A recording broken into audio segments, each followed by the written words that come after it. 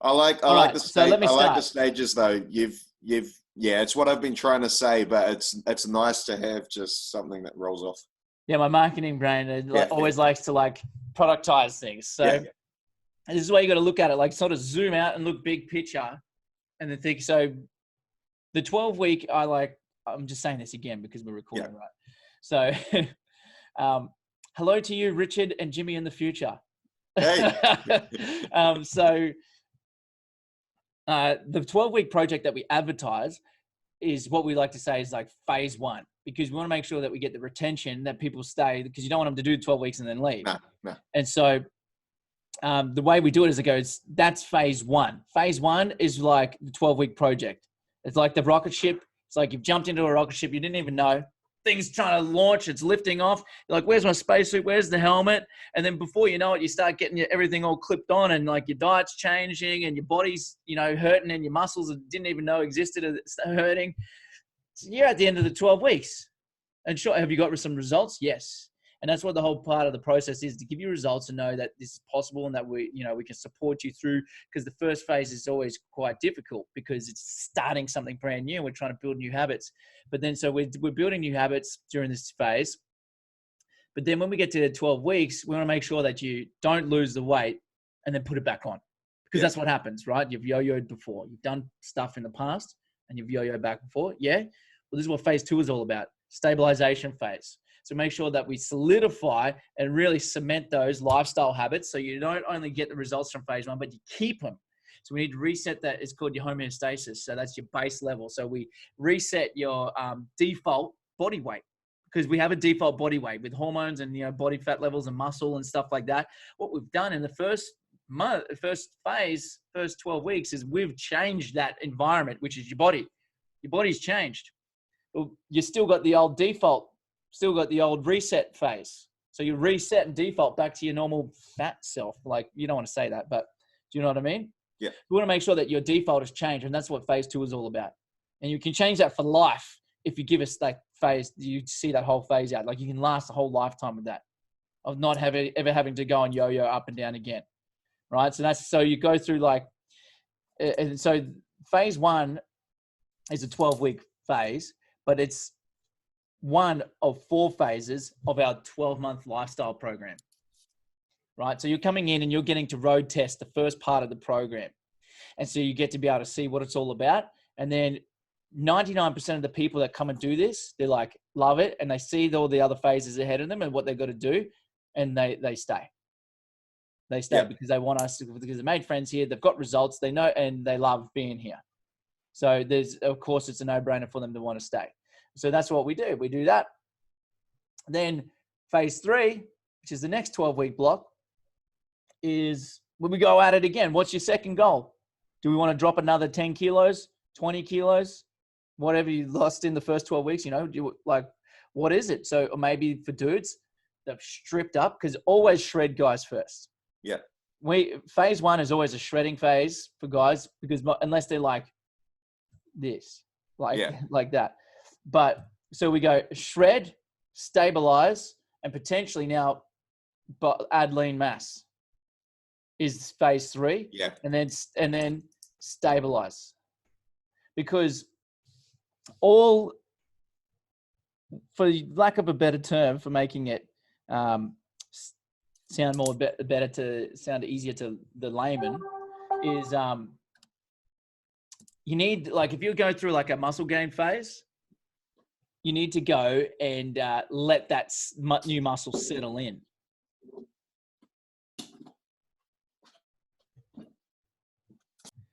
And I just had to hit pause there. So let's get back into this. Each of the phases, you need to have that settle in phase. You need to let it settle in or stabilize. So that's either way. So like if you're on a muscle gain phase, you're to gain muscle. And if you go immediately into a weight loss phase, like you finish it on Sunday, you're mass gaining, you say you do a 12 weeks of mass cycle, then the next day you go straight into shredding, you'll lose all the gains you got because the new muscle hasn't settled in. It happens. It's happened to me. So it happens to so many people, right? because they can't, like, it's kind of shit, but you got to kind of stay fat for 10, 12 weeks to let the muscles settle in. Then you can strip. So that's when you're doing the mass gain phase, but that's not going to be much of the population. Majority of the population, especially for us, general fitness, is they just want to lose weight and they want to be able to keep it off. So then what we do, normally they say, okay, you go through and you have a healthy weight loss. They're going to lose 30 kilos. Okay. And they just say they're 120. So they want to get down to 90. 90 for them is like healthy. Yeah. So they could probably lose half in the first 12 weeks. So they can lose 15 kilos in the first 12 weeks. They could probably lose more, but not healthily. Yeah. And so that's what you want to do. Like, we want to have nice, steady, consistent weight loss, and you want to lose 1% of your total body weight, not body fat, but body weight per week. So if you weigh 100 kilos, first week, the most you can lose is 1 kilo without sacrificing muscle loss. Because that's what you want to do. You want to be able to retain muscle. So and that's your metabolism. That's your driver. The higher metabolism, the more you're burning fat just sitting here. So if we try and lose weight, you lose muscle, which means your fat burning ability sucks. Yeah. So that's why we've got to make sure that it's steady and consistent. And this is why you've got to phrase, like, you got to lose 30 kilos. It's going to take you a year. Yeah. So we can do 15 kilos, then we can stabilize for the next month, the next phase, and then we can lose another 15 kilos.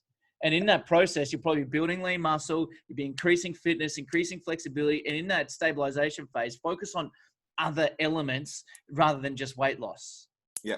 Because, like, it's going to happen. So we're going to get you strong in that phase.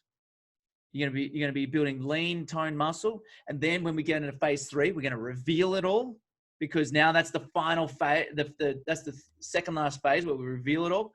And then the final phase is then where we got to stabilize again. So you keep it. So you've lost, stabilize,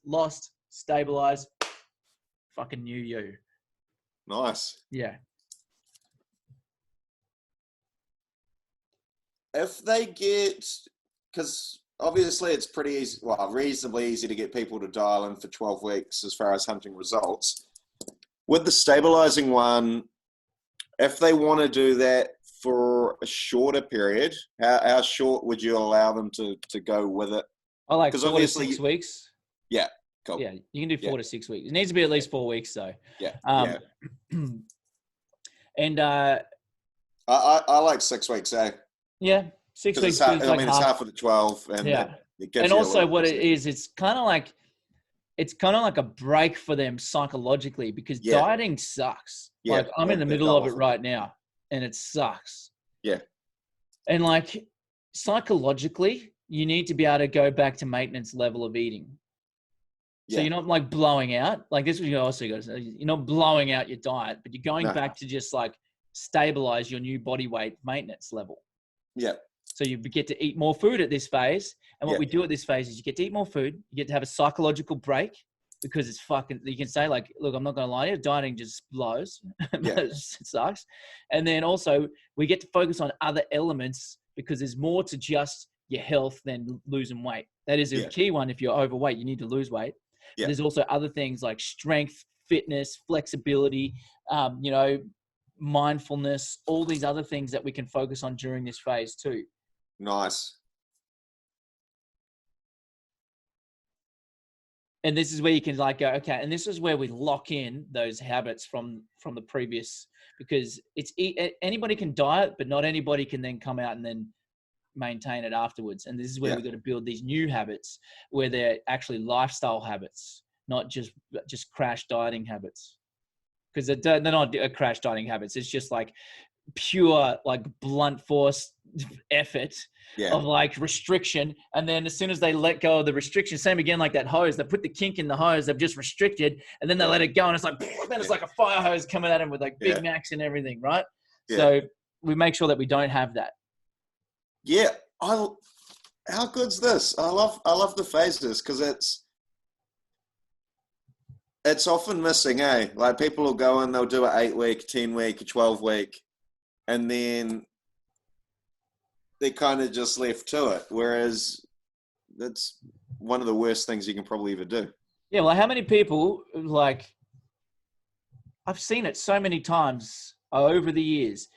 Oh man, I did a 6-week challenge like 2 years ago, got great results. Yeah. But now I'm like even heavier than what I was back before I started the 6-week challenge. And that was like 2 years ago.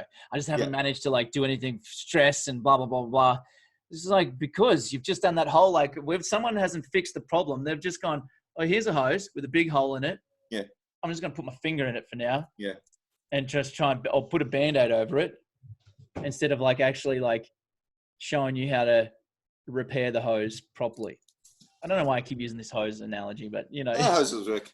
Yeah, but you know what I mean? It's just like, it's just basically it's a Band-Aid to the real deeper problems, which a lot of it's psychological, habitual, and like skills. Because dieting is skills, like what I showed you with those nutrition things. Yeah. And learning healthy habits is a skill. Like preparing your food, that's a skill. You got to learn how to do that. Drinking 2-3 liters of water a day instead of like Coke, that's a skill, because you got to learn the skill of like swapping out. And that's like the skill of like noticing that you're even going for those things and you do the swap instead. Do you know what I mean?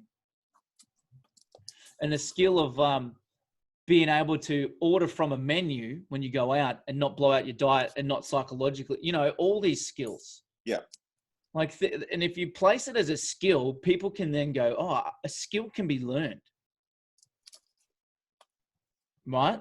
Habits, people go, oh, habits have got this weird sort of a connotation to it.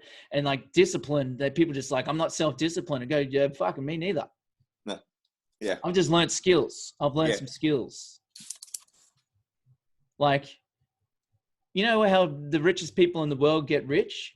Or not the richest, but like, how does the average Joe person that's just working a regular job end up with a multi-million-dollar property portfolio? It's because he pays himself first. He doesn't fucking sit there and try and have discipline, get all his paycheck, and then have to manually then go and transfer it to a savings account. Boom. Yeah. It automatically goes out because he learned the skill of setting up an automation so he doesn't even see it.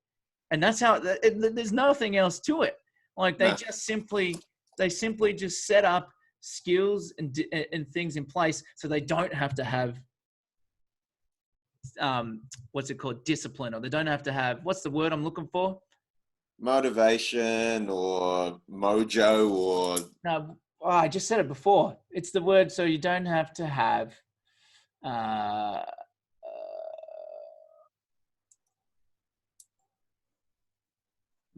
anyway, the word will come to me. It's kind of like discipline, like self-discipline is like when you like... What's the other word for that? Like self-discipline is like when you like... drive? Huh? Drive? Yeah. Anyways, I can't believe it. So it's on the tip of my tongue.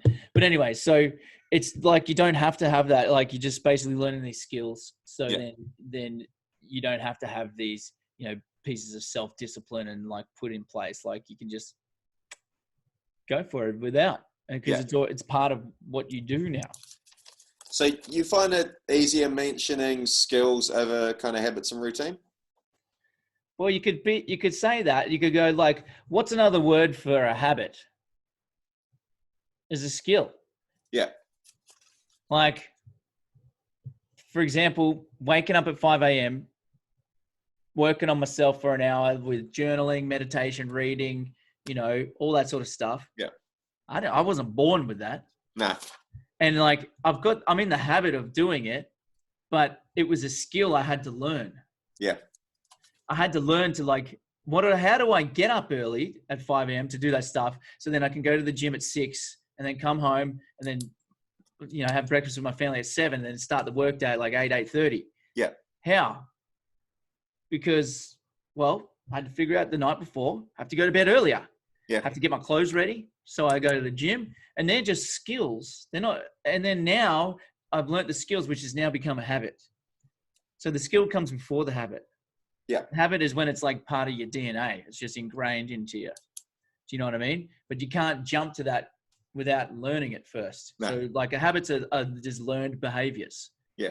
And so if you say it's a skill, like relate it to something like, you know, what's something that people have to learn, like to play an instrument or something. It's like, you can't just pick up an instrument and be like shredding like Jimi Hendrix, right? Like you can't just do that. Like how did he do it? Well, he just learnt the skill of guitar. Yeah. Over time, repeated daily, got better and better at it till it became part of his nervous system where he didn't even have to think. He could be high on LSD and his fingers would still go. Yeah. Do you know what I mean? Yeah. Like that's the power of learning a skill, but we got to get you to the level of like skills come before habits. Yeah. You know? And this should be like one of your talks. You can do a talk like this and talk about the whole process and go, look, this is what I want you to understand. Like, and always be talking about the phases and the 12 months and the skills, like all that stuff. Like that's a conversation you have in between sessions. And people will even start to probably make jokes about it. They'll be like, skills before habits. Yeah. You know, and if they're saying shit like that, you know, you've talked about it enough, which is good. Yeah. But that's the good stuff, eh? Because once they just know it, like bread and butter, it makes things so much easier. Yeah, totally, man. Hopefully that's helped. I do have to run. I've got another call I got to make. Yep. But I'll let this is just going to quickly download, and then when it does, I'll send you the link. Perfect. Thanks, heaps, Jimmy. No worries, legend. Cool. With your next ads, just give me a bit of notice. Do you have a set day you want to get the leads up?